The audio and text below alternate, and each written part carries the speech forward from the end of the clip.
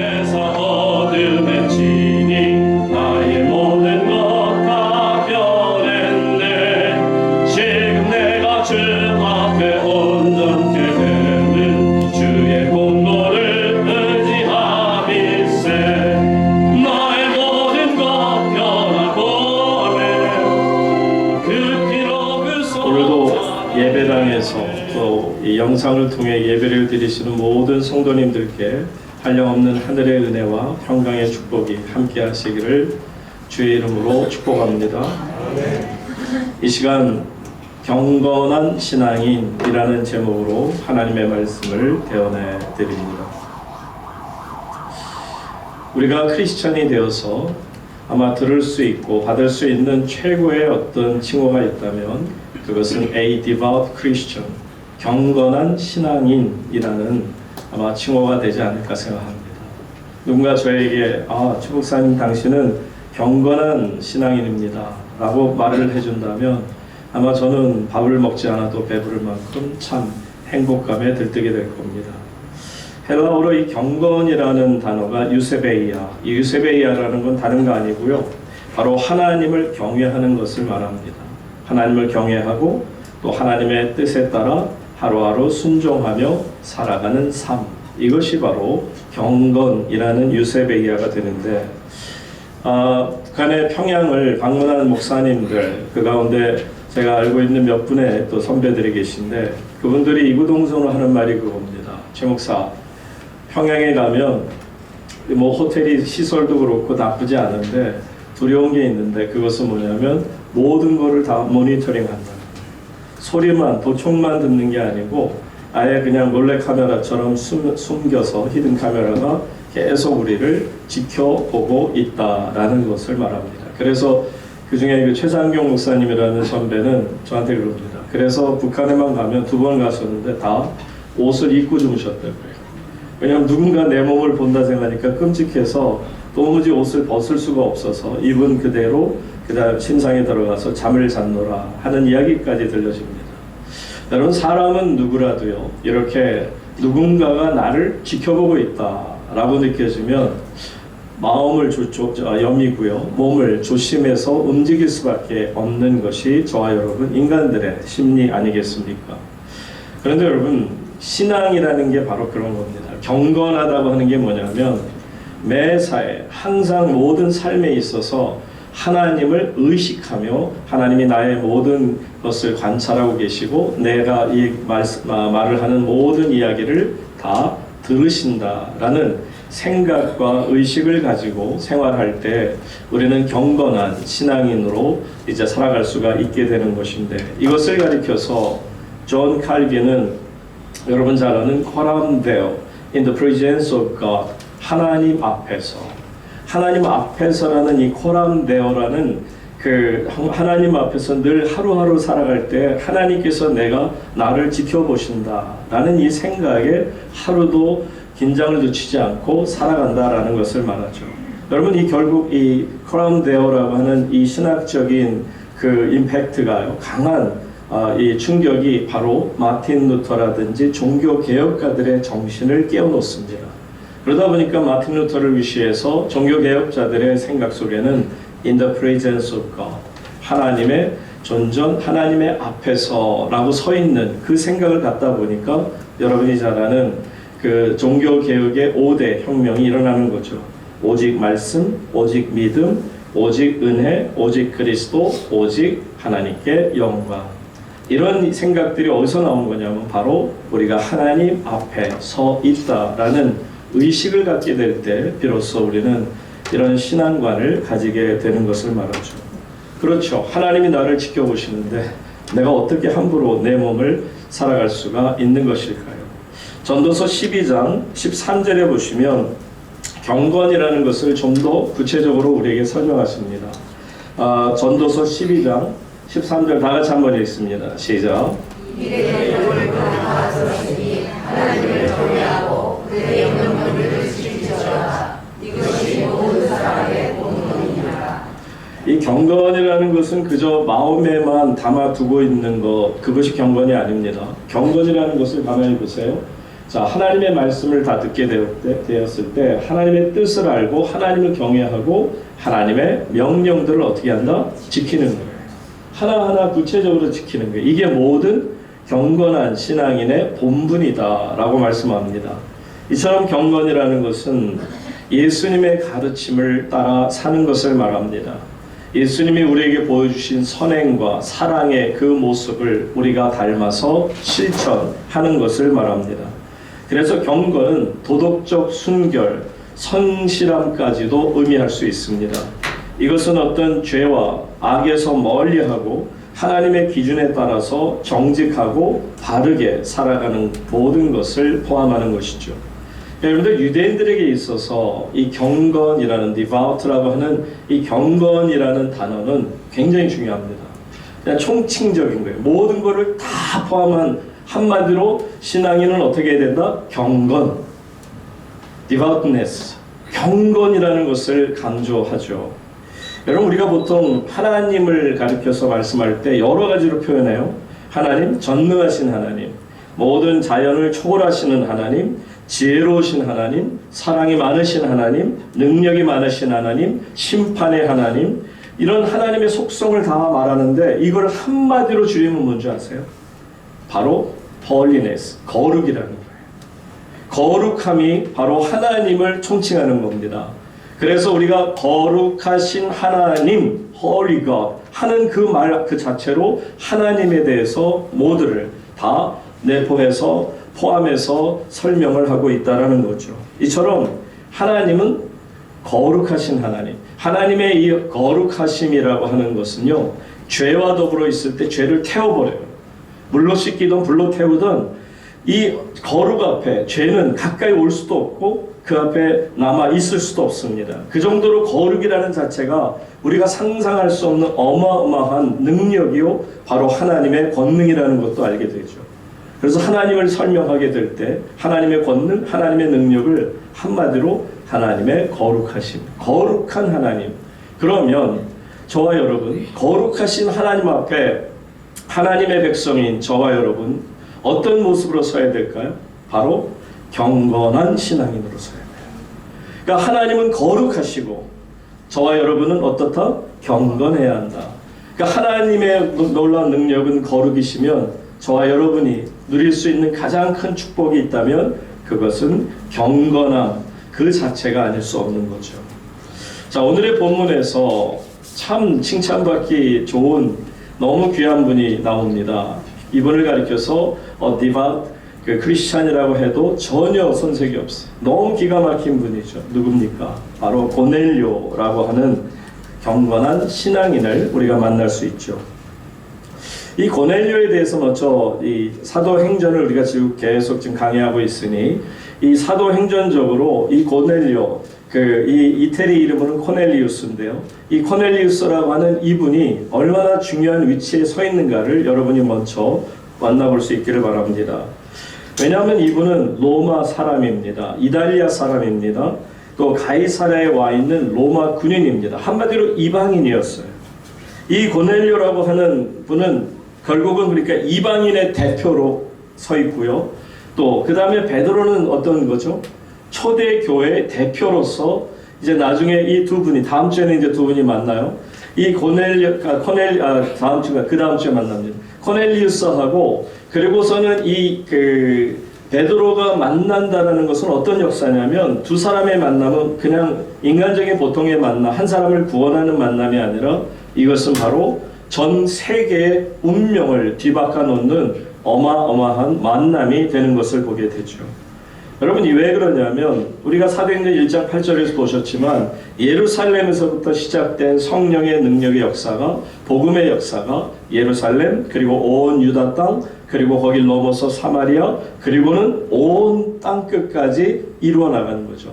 이 당시 사람들의 생각 속에 세상 끝은 어디냐면 당연히 스페인이겠죠. 그러나 역시 로마도 들어갑니다. 그러니까 로마와 스페인이 그들이 생각하는 지구의 끝이라, 세상 끝날이라 생각하며 복음을 전했던 것을 볼 수 있습니다. 물론 이 고넬료라고 하는 분이 거하고 있던 곳은 가이사랴입니다. 가이사랴는 저쪽 로마에 가까운 땅이 아니에요. 여기는 사마리아 근처에 있는 해변 도시이기 때문에 어떻게 보면 유대 땅에 더 가깝다고 볼 수 있죠. 그러나 그가 비록 거기에 거주하고는 있으나 그는 로마 사람이었음을 우리가 알 수 있죠. 자, 인종적으로 로마 사람인 이 사람을 우리가 오늘 본문 1절에서 함께 봅니다. 자, 1절 말씀 함께 있습니다. 시작. 가이사랴에 고넬료라는 사람이 있으니 이달리아라는 군대의 대장이었다. 자, 지금 보시는 것처럼 이 가이사랴라고 하는 지역은 비록 해변 도시이긴 하지만 이곳이 바로 중동 전체를 다스리는 로마 군대 총본부가 있는 중동 지역을 책임지는 사령부가 있는 곳입니다. 굉장히 중요한 위치에 있죠. 바로 그곳에 있는 그것도 어떤 사람? 이달리아 부대. 말씀드린 것처럼 고넬료 이름이 코넬리우스. 아마 코넬리우스는 굉장히 친근감이 있을 거예요. 영화라든지 이런 모든 로마에 관한 이름 들을 때 이 코넬리우스라는 이름은 황제 이름도 있으니 어쨌든 이 고넬료라고 하는 이분이 이탈리아 사람이고요. 그리고는 로마 군인이었다라고 말하고 있습니다. 근데 여러분 보세요. 사실 정복자의 입장이에요. 정복자의 군대의 백부장입니다. 그런데 이 정복자가 피정복지에 살고 있는 사람들에게 있어서 그러면 이분이 도대체 이해가 안 되는 것은 뭐냐면 자기가 믿는 신들도 많이 있을 텐데 바로 그 피정복지인 유대 땅에서 믿고 있는 하나님이라고 하는 유일신을 믿게 되는 특별한 은총을 입은 사람이라는 것을 여러분 잊지 마십시오. 여러분 보세요. 정복자라고 하는 것은 정치적으로나 사회적으로 말할 수 없이 교만해질 수밖에 없습니다. 우리는 체험을 했잖아요. 일제시대 때 비록 제가 체험한 것은 아니지만 우리의 부모님들이 선조들이 체험한 것은 일본 그 군대 어떤 장교들이 와서 완장을 차고 얼마나 이 조선 땅에서 못된 일을 벌였는지를 우리는 다 기억하고 있습니다. 이처럼 이 정복자가 피정복지에 와서 하는 것은 교만한 행동일 수밖에 없고 모든 것이 자기 중심적일 수밖에 없는 거 아니겠어요? 그리고 또 그들이 믿는 신도 있어요. 여러분 유대교 신은 하나님은 유일신입니다. 하나밖에 없는 신이에요. 그런데 로마의 신은 사실은 어디서 온 거죠? 헬라에서 온 신화를 그대로 받아서 로마 신화가 되잖아요. 그러니까 제우스라는 헬라 신이 결국은 라틴으로 넘어와서 로마로 넘어와서 주피터라는 신이 되잖아요. 근데 주피터뿐이니까 수많은 여신부터 그냥 자그마한 신, 큰 신, 또 그 다음에 그 신들이 아무 곳에나 그냥 전체적으로 다 사는 게 아니고요. 예를 들면 제우스 신은 신 중의 신이고요. 그러다 보니까 이 신은 그리스 아테네에 있는 올림푸스 산 위에 살아요. 그러니까 신전도 거기다 져놓고 그곳을 장악하죠. 그러니까 말하자면 한 신은 한 장소를 택해서 그 땅을 다스린다라는 개념이죠. 그런데 이 고넬료가 믿기 시작한 유대교의 하나님은 유일신이에요. 전 세계를 통틀어서 모든 것을 다 다스리시는 하나님, 신들 위에 계신 하나님, 그런 하나님을 이 고넬료라고 하는 이달리아 백부장이 믿게 되었다라는 것은 참 놀라운 일이 아닐 수 없다라는 것을 생각해 봅니다. 이 고넬료의 회심 사건은요, 말씀드린 것처럼 얼마나 중요하냐면 이제 고넬료가 예수 그리스도를 믿게 되면서 다시 본국 로마로 돌아갔을 때 그곳에서 복음을 전파하는 복음 전도자가 될 수 있음을 우리에게 보여주고 있는 것입니다. 그러니까 결국은 이제 이 고넬료가 복음을 받아들이고요. 그래서 하나님 앞에 세례를 받고 하나님의 사람으로 거듭나게 될 때 여러분 아시잖아요. 그 이후부터 드디어 세상 끝까지 향하는 문이 열리기 시작하면서 사도 바울이 그 문으로 들어가서 온 세계로 복음을 들고 전할 수 있었던 거죠. 자, 이런 역사적인 바로 사건이 고넬료라고 하는 이분을 통해서 이루어졌음을 보게 됩니다. 그런데 이 하나님이 택하신 경건한 사람이라고 할 수 있는 이 고넬료를 한번 들여다봅니다. 그가 얼마나 경건한 사람이라고 인정을 받았는지 2절 말씀 다 같이 함께 읽겠습니다. 시작.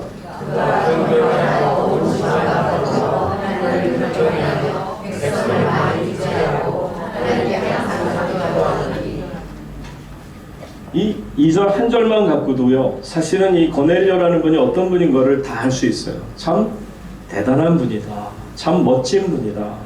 아, 이분 진짜 경건한 신앙인이 맞구나 라는 생각을 갖게 해준다라는 겁니다.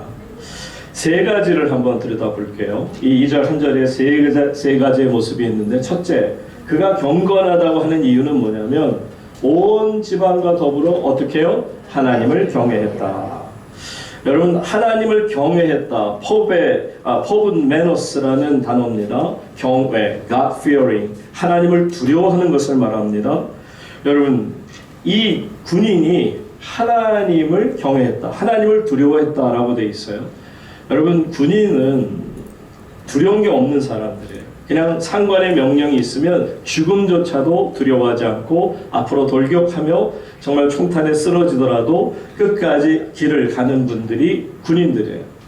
제가 그 계룡대, 충남에 있는 계룡대를 방문하게 됐을 때, 그곳에서 이제 그 당시 군정감이죠. 군대 전체 다 총책임자인 그 친구가 마침 대령 계급을 달고 종교계를 전체, 뭐 불교, 원불교 다 그 친구 밑에 있었는데, 종교에서는 어쨌든 최고 으뜸되는 친구 때문에 계룡대 구경을 갔고 그곳에서 이제 그 브리핑을 다 받을 수 있었어요.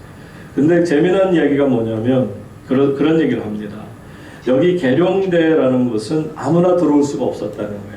민간인들한테 들어오라고 그냥 땅을 열어주고 다 싼 가격에 줘도 사람들이 두려워서 오질 못했대요. 왜냐하면 여러분 잘 아는 계룡산이 신성한 곳이라는 거예요. 게다가 대한민국 전체에서 제일 귀신이 많은 데가, 묘한 신들이 모인 데가 계룡산이라는 거예요.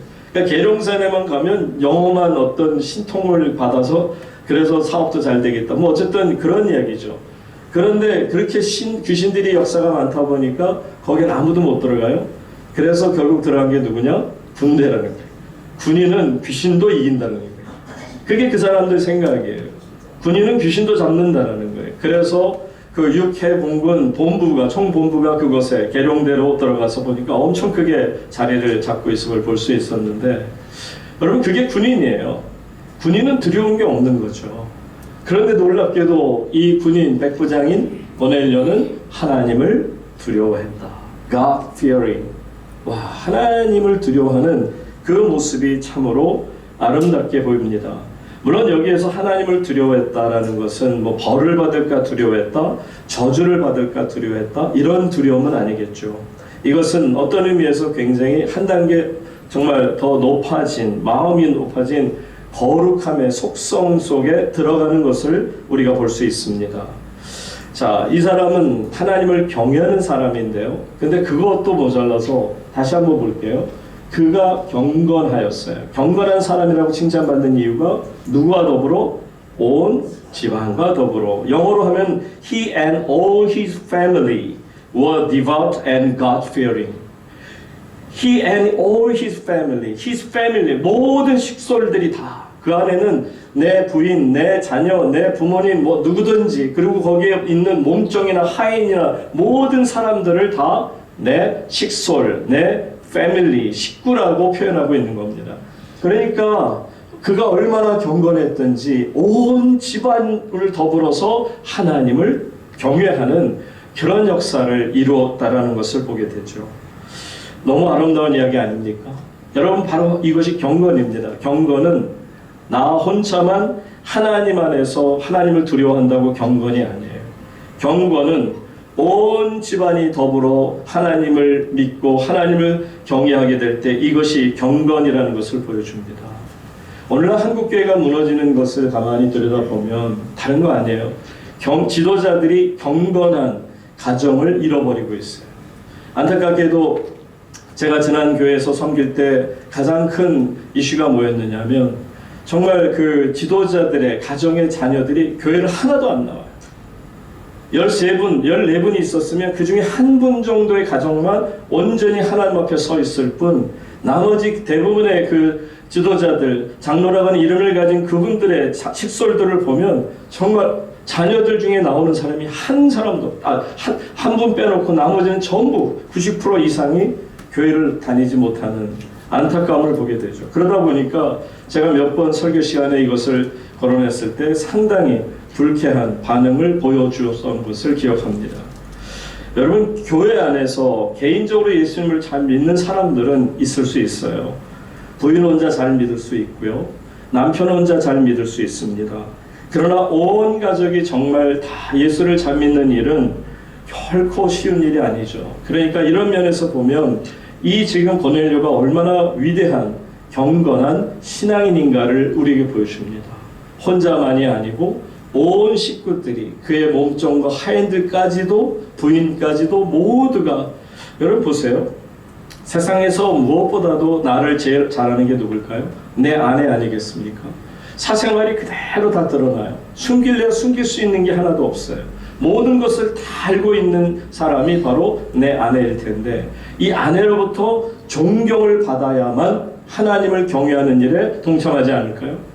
만약에 내가 삶을 엉터리로 살고 겉으로만 주일날만 목사요, 주일날만 교회 장로요 라고 한다면 그것을 보는 아내가 도무지 no thank you, 자녀들도 난 그거 아닌 것 같아요 라고 하나님 전을 떠날 수밖에 없는 거 아닐까요?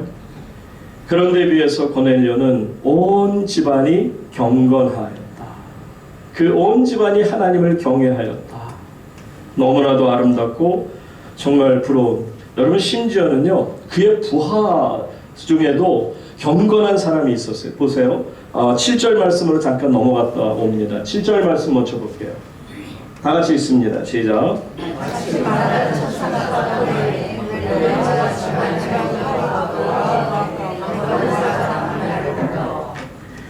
말씀드린 것처럼 고넬료 집안의 하인 둘, 이 사람들은 패밀리니까 당연히 경건한 신앙을 가진 사람들이겠죠. 그런데 그뿐만 아니고요, 부하면 누구죠? 군인입니다. 그러니까는 여러분들 보세요. 가정에서는 복음을 전하는 일이 어떨지 몰라 힘들기는 하지만 그래도 가능성이 있지만, 사회생활하며 직장에서조차도 자기의 부하 중에 경건한 사람을 만들 만큼 이 고넬료라고 하는 분은 정말 하나님 앞에서 하나님을 경외하는 신앙인이 맞다라는 것을 볼 수가 있습니다. 참으로 그는 식구들에게도 존경받고 군에서도, 자기 일하는 그 군대 그 사회 속에서도 존경받는 경건한 신앙인이었음을 말씀해 주죠. 자, 두 번째로 다시 2절로 돌아가세요. 2절 다시 돌아가서 보시게 되면 이 고넬료라고 하는 분이 경건하여 온 집안과 더불어 하나님을 경외했을 뿐만 아니고, 두 번째 뭐가 있어요? 백성을 구제하는데 어떻게 했다? 많이 구제했다라고 돼 있어요.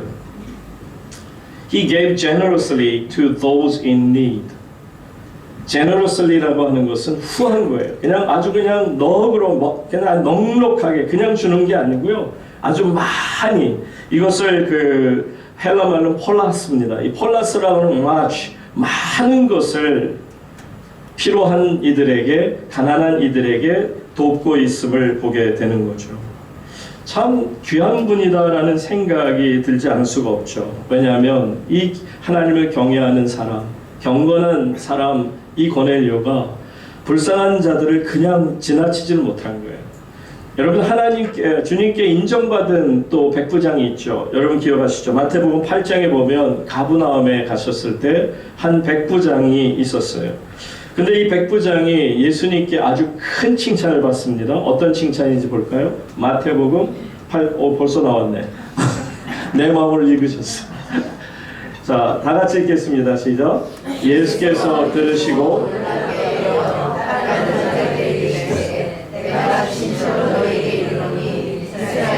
아무에게서도, 지금 예수님이 누구를 칭찬하냐면요, 역시도 이달리아 백부장을, 로마 군인을 칭찬하고 있는 거예요. 내가 보니까 이스라엘 사람, 그러니까 유대인들 중에서도, 예루살렘 중에서도 나 이런 믿음을 가진 사람을 본 적이 없다라고 말씀하는 거죠. 이 정도로 로마 군인 백부장이 예수님 앞에 와서 인정받은 이유가 그거예요. 뭐라고 그랬습니까? 예수님 발 앞에 무릎을 꿇고는 말하기를, 주님 도와주십시오. 누구를? 내 하인을 고쳐주십시오. 예수는 거기에서 충격받으셨을 거예요. 네 하인? 아니, 네 부인도 아니고 아들도 아니고 딸도 아니고 네 그 부하를 고쳐달라고 나한테 지금 강구하는 거니? 라는 겁니다. 왜냐하면 그 당시 그 하인, 노예 이런 사람들은 사실은 사람이 아니고요. 그냥 물건으로 통용되는, 가격만 제대로 맞으면 당나귀 값 하나 정도면 사람 노예 하나 사고 죽이는 일은 아무 일도 아니거든요.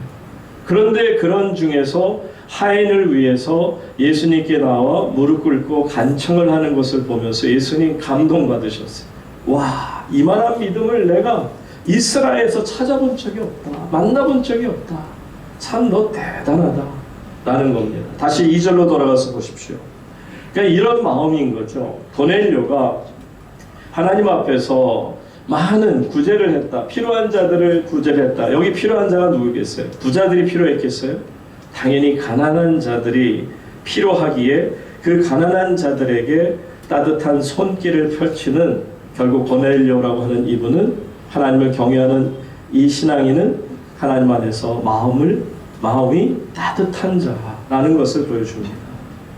여러분, 이 고넬료라는 분을 계속 보면서 와, 정말 대단한 분이다. 이렇게 아름다운 분이기에 예수님을 나중에 예수님 만나셔도 와, 고넬료 최고라고 이렇게 인정을 해주지 않으셨을까. 그랬더니 고넬료가 이렇게 경건한 신앙인의 모습을 우리에게 보여줍니다. 끝으로 세 번째 보시게 되면 2절에서 자, 백성을 많이 구제하고 그 다음에 어떻게 했더라? 하나님께 어떻게 했어요? 항상 기도하는데 그냥 기도가 아니라 어떤 기도? 판토스, always, 항상이라는 말이잖아요. always, 항상, 언제든지. 여러분 여기 보시게 되면 그 항상 하나님께 기도하다 보니까 어떤 기도냐면 3절로 잠깐 넘어가서 보세요. 3절에 보면 하루는 제 9시쯤 되어. 9시라는 게 뭔지 아세요? 왜 이 9시라는 시간을 내보냈을까요? 여러분 유대인들은요 하나님 앞에서 3번을 기도해요. 아침 9시, 그리고 정오 12시, 그리고 오후 3시. 그러니까 이 9시라고 하는 것은 한국 시간으로 항상 플러스 6 하라고 그랬죠. 여기서 플러스 6을 하면은 어떻게 돼요? 오후 3시가 되는 거예요. 그러니까 오후 3시라는 것은 하루 기도 중에서 3번 하는 기도 중에 마지막 기도인 거죠. 가장 마지막 기도. 그러니까 한마디로 이 고넬료는 유대인들이 하는 하나님을 향한 3번의 기도에 동참했고 그는 항상 하나님 앞에 깨어 기도하는 일을 멈추지 않았다는 것을 보여줍니다. 2절 다시 가서 보시게 되면 자, 이 기도를 하는, 그것도 항상 기도하는 이 사람을 보시기 바랍니다. 그러니까 하나님께서 하나님 앞에 그래서 3절에 보시게 되는 것처럼 이렇게 다시 가세요. 하나님께 항상 기도하더니 3절 보세요. 이렇게 멈추지 않고 기도를 드리는 순간에 하나님께서 그에게 사자를 보내십니다. 하루는 제 9시쯤 되어 환상 중에 밝히 봄에 하나님의 사자가 들어와 이르되 고넬료야 하니. 여러분 그냥 고넬료가 자기 일을 하면서 아무 생각도 없이 그렇게 있을 때 환상을 하나님께서 보여준 게 아니에요. 하나님의 사자가, 천사가 그에게 나타난 게 아닙니다. 그가 뭐 할 때? 깨어 기도할 때. 그것도 항상 기도하다 보니. 여러분 환상 보고 싶으십니까? 기도하시기 바랍니다. 그것도 깨어서 항상 기도하시다 보면 하나님이 필요할 때 여러분에게 하나님의 천사를 보내주셔서라도 우리 가운데 환상을 보여주실 것입니다. 자, 그리고 하나님께서 이렇게 메시지를 주시는데 자, 어떤 메시지인가를 보세요. 4절 보시기 바랍니다. 다 같이 함께 읽습니다. 시작.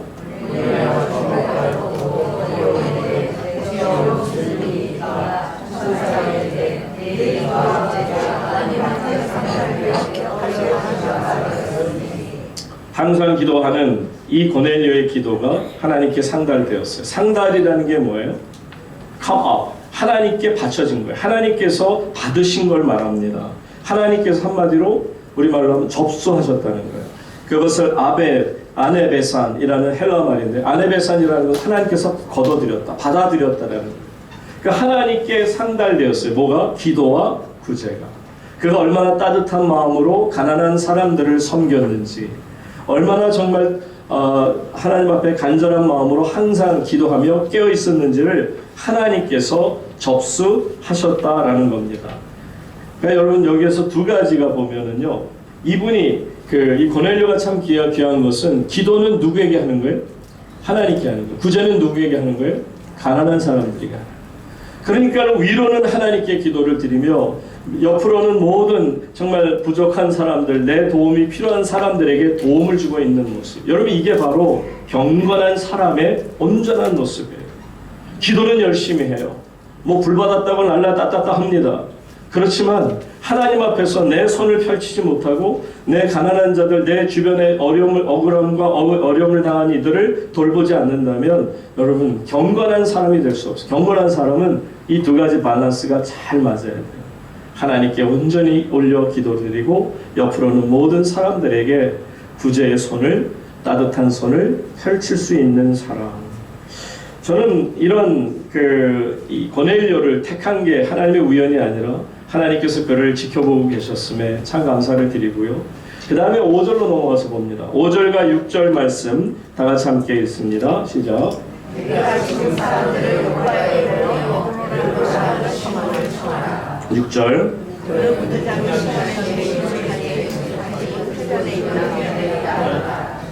자, 하나님의 사자가요 환상 가운데 고넬료에게 나타나서 아주 구체적으로 얘기합니다. 여러분 하나님의 계시는요 uncertain하다 그렇죠. 불확실하게 이걸까 저걸까 그리고 갑자기 무슨 중국 무슨 그런 영화 같은데 보면 한자로 하나 탁 써놓고 딱 주고 나면 그 뜻을 이해 못해서 이게 무슨 뜻이지 하다가 깨닫고 뭐 이런 게 아니에요. 하나님의 뜻은 그냥 너무 쉬워요. 하나님은 너무 분명하게 우리에게 계시하세요.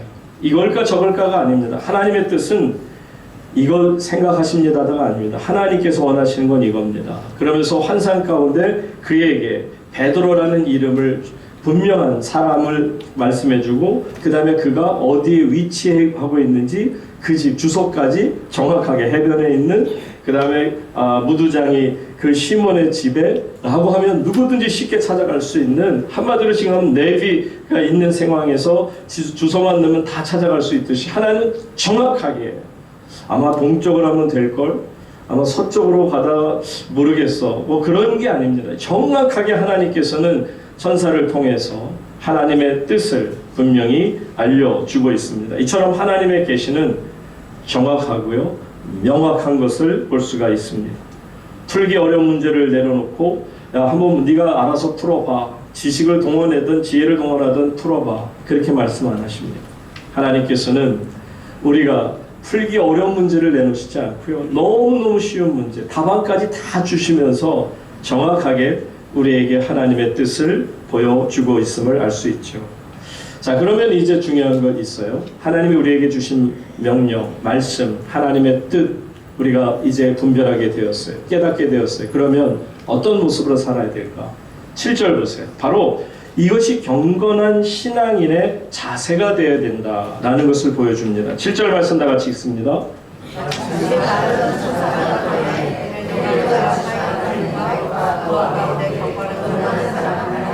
8절 계속.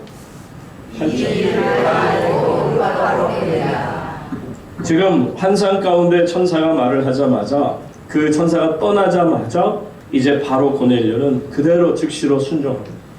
하나님 앞에서 그대로 순종해서 이 내용을 다 자기의 부하에게 또 몸종들에게 이르게 되고 경건한 그들에게 이제 요바로 가서 그 요바에서 베드로라고 하는 분을 찾아라. 여러분 지난주에 요바에서 나비다를 일으키시던 그 베드로 사건의 그 기적의 사건을 여러분들이 보셨는데 바로 그쪽에 계시니까 그쪽으로 가서 빨리 그분을 만나라 라고 말하는 것입니다.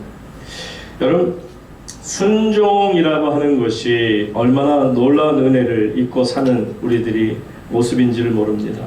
여러분 하나님의 축복은 순종하는 자에게 주어지는 하나님의 선물이라는 것을 꼭 기억하시기 바랍니다. 만약에 순종함이 없다면요 하나님께서 이미 허락하신 축복일지라도 그것을 우리가 누릴 수가 없습니다. 한번 아브라함의 경우를 볼까요?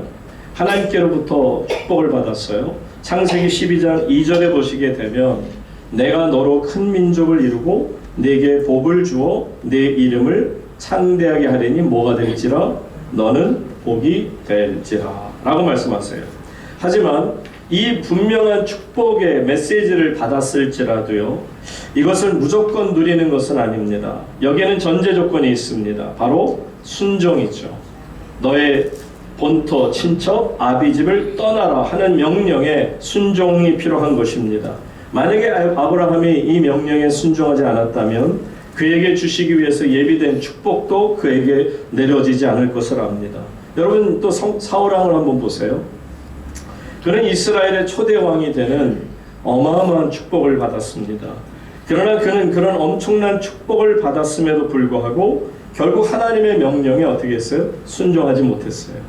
그래서 결국 하나님의 뜻에 순종하지 못하고 자신의 뜻대로 행하다 보니 결과 어떻게 됐습니까? 하나님께서 그에게 내려주셨던 복을 다 거두어 가셨어요. 다 빼앗기고 말았습니다. 여러분 우리들 역시도 마찬가지예요. 만약 하나님의 뜻에 우리가 순종하는 삶을 살지를 못한다면 하나님께서는 우리에게 허락하신 복된 삶을 허락하지 않으실 겁니다. 이미 우리에게 허락하셨던 모든 축복도 더 이상 우리가 누리지 못하게 될 것입니다.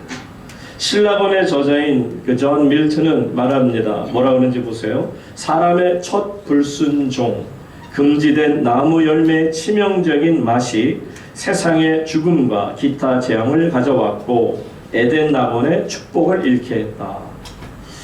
이 파라다이스 로스트라고 하는 것이 뭐냐? 결국 불순종으로 모든 걸 다 잃어버리게 되었다라는 겁니다. 그러므로 사랑하는 성도님 여러분, 저와 여러분은 언제나 하나님께 순종하는 자의 삶을 살기를 주의 이름으로 축복합니다. 고넬료는 이런 의미에서 참 경건한 신앙인이라는 칭호를 받아도 참 멋진 분이 아닌가 생각합니다. 그 젊은 나이에 그 성공의 길에 들어섰던 영국의 한 변호사가 있었습니다. 이분은 얼마나 변호 실력이 뛰어나고 실력이 뛰어났는지 영국 국회의사당에서 비중 높은 변호까지 맡게 되었죠. 그런데 그가 너무 많은 일에 이제 치이다 보니까 긴장과 부담감을 가진 상태로 스트레스로 인해서 과로사로 쓰러지게 됩니다. 한마디로 인생 어떤 출세 가도를 달리던 그가 결국 갑자기 그의 인생이 망가지기 시작한 것을 말합니다. 그러다 보니까는 우울증 증세도 나타나고 정상적인 생활을 더 이상 유지할 수 없게끔까지 되었습니다. 그러다 보니까 그만 자신이 추하게 느껴지고 더럽게 느껴지고 자신은 무가치한 존재라고 여겨지면서 이제 스스로를 자살로 인생을 끝내려고 했습니다. 자, 그런데 그는 주변에 그를 불쌍히 여기고 관심을 가진 좋은 신앙인들, 경건한 신앙인들을 통해서 복음을 전해 듣게 되고요. 그러면서 하나님의 사랑을 온전히 깨닫게 됩니다.